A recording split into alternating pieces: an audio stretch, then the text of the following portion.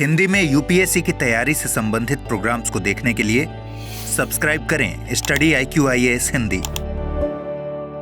नमस्कार। एक बार फिर लगभग 150 ज्वालामुखियों वाला देश इंडोनेशिया में फिर से हुआ वोल्केनिक इरप्शन और इस बार फटा है ज्वालामुखी इबू। और यह हफ्ते भर में तीसरी ज्वालामुखी घटना है इंडोनेशिया में।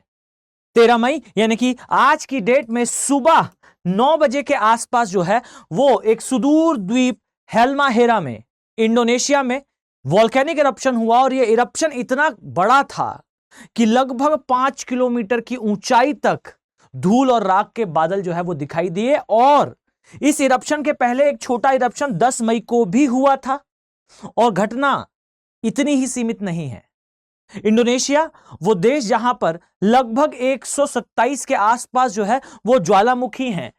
इस देश में आप पाएंगे कि अभी से कुछ समय पहले भी यानी कि हफ्ते भर पहले भी यहां पर जो है सुलावेसी नामक द्वीप में उरोंग ज्वालामुखी जो है वो फटा था और यह इरप्शन इतना बड़ा था कि लगभग 12,000 से अधिक लोगों को जो है उस स्थान से निकाला गया। अब सोचिए इतने सक्रिय ज्वालामुखियों वाले क्षेत्र में इंडोनेशिया सिचुएटेड है, खतरे की यह स्थिति है। अब जरा इस जो है वो लेक, इस क्रेटर को जरा ध्यान से देखें। इसे कहा जाता है टोबा क्रेटर और इसके बारे में मैं जिक्र इसलिए करना चाहूंगा क्योंकि यह स्थान इतना सेंसिटिव है। इस ज्वालामुखी में कभी ये जो झील आप देख रहे हैं पीछे, ये आज झील है और आज से बहुत समय पहले इस विशाल काय ज्वालामुखी में विस्फोट हुआ था। और डियर, ये ज्ञात मानवीय इतिहास के कुछ सबसे बड़े विस्फोटों में से एक था। और ये विस्फोट कितना बड़ा था तो आप सिर्फ इतना समझ लीजिए कि आज मानव का जो DNA है वो सारे मानव का 90% से ज्यादा कॉमन है। और इस कॉमनैलिटी के पीछे का कारण है ये झील, ये ज्वालामुखी। जब मानव की अधिकांश जनसंख्या इस ज्वालामुखी में विस्फोट के कारण खत्म हो गई थी, केवल 5,000 से 10,000 इंसान जीवित रहे थे इंडोनेशिया के इस ज्वालामुखी विस्फोट के कारण। और यही कारण रहा कि ह्यूमंस के DNA में जेनेटिक बॉटलनेक है। हम सभी मानव का DNA एक ही है क्योंकि इस ज्वालामुखी के विस्फोट ने केवल 5 से 10,000 ही मानवों को जीवित रहने दिया था। अफ्रीका की रिफ्ट वैली के आसपास हम शेष बचे थे, अदरवाइज इसने ऐसा हिमयुग लाया था कि मानव वहां सरवाइव ना कर पाए।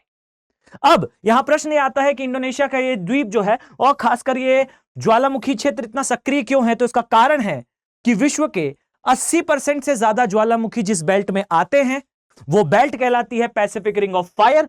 और यही आप पाएंगे कि आपको दिखाई देगा इंडोनेशिया वाला पोर्शन, यानी कि Indonesia basically Pacific ring of fire अर्थात प्रशांत महासागर की अग्नि मेखला का हिस्सा है। अब यहां ध्यान दें तो यह अग्नि मेखला जो है वो इस प्रकार से स्टार्ट होती है जहां आपको दिखेगा कि इंडोनेशिया, यहां से अगर हम देखें तो यह हमारा जो है ऑस्ट्रेलिया वाला हिस्सा, यहां से होते हुए इंडोनेशिया वाला पोर्शन और इसी प्रकार से जो है वो जापान वाला एरिया जहां आप पाते हैं आए दिन ज्वालामुखी गतिविधियों की न्यूज आती है। इसी तरीके से चलते हुए आप जब जाएंगे तो आपको ये उत्तरी अमेरिका में, इसी प्रकार से मध्य अमेरिका से दक्षिण अमेरिका तक, चिली पेरू के एरिया तक ये रिंग जो है विस्तृत है। सेंसिटिव एरिया है और इसके ऐसा होने का कारण है यहां पर प्लेटों का कन्वर्जेंस है। बेसिकली यहां पर प्लेटों के मध्य अभिसरण है। पीछे दिए हुए इस डायग्राम को जरा ध्यान से देखिए, आप पाएंगे कि ये जो एरिया आपको दिखाई दे रहा है ये पोर्शन है बेसिकली प्लेट्स का, जहां आपको उत्तरी अमेरिका की प्लेट, इसी प्रकार से जो है वो दक्षिण अमेरिका की प्लेट, यहां नजाक प्लेट और सबसे बड़ी महासागरीय प्लेट जिसे हम प्रशांत महासागर की प्लेट कहते हैं, सबसे बड़ी प्लेट दिखाई देगी। यह महासागरीय प्लेट है और यह महासागरीय प्लेट वास्तविकता में Eurasian plate, Indo Australian plate, यहां एक छोटी सी फिलीपींस की प्लेट और उत्तरी और दक्षिणी अमेरिका के साथ नजाक की प्लेट, इनके साथ ये जो है वो गति कर रही है। और इस गति के कारण आप पाएंगे कि वो सागरीय प्लेट जिसकी चौड़ाई तो कम होती है, सघनता लेकिन ज्यादा है, इसलिए महाद्वीपीय प्लेट के अंदर धंस रही है। और यह धसाव के कारण, इस छेपन के कारण, इस सबडक्शन के कारण बेसिकली ये मेल्ट होती है और मेल्ट होने पर यह कमजोर प्लेट, जिसे हम प्लेट टेक्टोनिक में कॉन्टिनेंटल प्लेट कहते हैं, महाद्वीपीय प्लेट कहते हैं, उसे तोड़ते हुए ये बाहर निकलती है। और चूंकि ये तोड़ते हुए बाहर निकलती है डियर, यही कारण है कि विनाशकारी, प्रलयकारी, कैटास्ट्रोफिक डिस्ट्रक्शंस होते हैं। कैटास्ट्रोफिक जो है वो विस्फोट होता है, इरप्शन होता है। अब जब ये इरप्शन होता है तो इससे ह्यूज अमाउंट ऑफ डस्ट और एशेज निकलती हैं। जैसा आज की स्थिति में भी आप देखेंगे, भयंकर मात्रा में राख और धूल के कण निकलते हैं। और यही राख और धूल के कण आप पाएंगे कि अंततः हमारे सौरमंडल, खासकर अंततः हमारी पृथ्वी के वायुमंडल के आसपास इकट्ठा हो जाते हैं। और जब ये पृथ्वी के वायुमंडल के ऊपर इकट्ठा हो जाते हैं तो डियर, ये सूर्य से आने वाले प्रकाश को, अर्थात सनलाइट को ब्लॉक कर देते हैं। और जब ये सनलाइट को ब्लॉक कर देते हैं तब पृथ्वी पर आ जाता है भाई आइस एज, अर्थात हिमयुग। ये वो स्थिति है जो पृथ्वी में जीवन चक्र को बेसिकली बैलेंस करती है। अब जो ये वोल्केनिक इरप्शन हुआ है, ये इस हफ्ते का तीसरा या बीते 10-12 दिन में तीसरा इरप्शन है। ये किसी बड़ी प्राकृतिक आपदा को इंडिकेट भी करता है। अंदर का स्ट्रेस अर्थ का रिलीज हो रहा है, पर मानव के लिए खतरा है। टोबा वोल्केनो में जब इरप्शन होगा तो ऐसा कहा जाता है कि पूरा ये जो दक्षिण भारत आप देख रहे हैं, हमारा प्रायद्वीपीय भारत, अगर फुल स्पीड से, फुल पोटेंशियल से विस्फोट होता है तो ये हिस्सा पानी के अंदर चला जाएगा। ऐसा मैं नहीं, ऐसा ज्योग्राफर्स और रिसर्चर्स का कहना है। एक समय पर जब यहां विस्फोट हुआ था, माइनर विस्फोट था, तब हमारा दक्षिणतम बिंदु पानी के अंदर चला गया था। अर्थ अपने एक्सिस पे जंप एंड बाउंस हुई थी।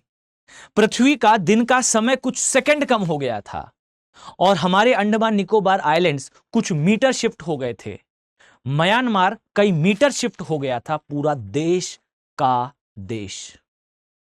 इतनी बड़ी ये घटना है, इतना सेंसिटिव ये एरिया है और इतनी इंपॉर्टेंट ये कंसेप्ट है। अब अगर आप इसी प्रकार से यूपीएससी में इस इंटरेस्टिंग मैनर में ज्योग्राफी पढ़ना चाहते हैं तो आप सभी के लिए गोल्डन अपॉर्चुनिटी है। डियर, ज्योग्राफी ऑप्शनल अर्थात भूगोल वैकल्पिक विषय का बैच स्टार्ट होने वाला है।